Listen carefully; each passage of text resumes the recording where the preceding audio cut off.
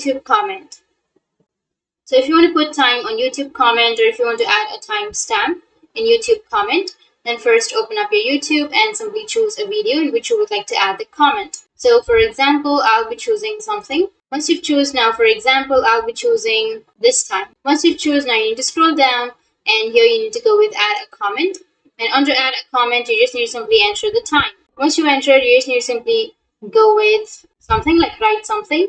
And after writing, simply click on comment. And once you click on comment, now here you can see that you have the timestamp, or you have the time on your YouTube comment. If you click on this, or if someone else click on this, then they will be taken to that time. So I'll be taking it to 1 or 2 minutes forward. And now if you scroll down, and if you again click on this time, then it will take you to that time. So that's how you can put time on your YouTube comment. And if you have any questions, feel free to comment below. Thanks for watching.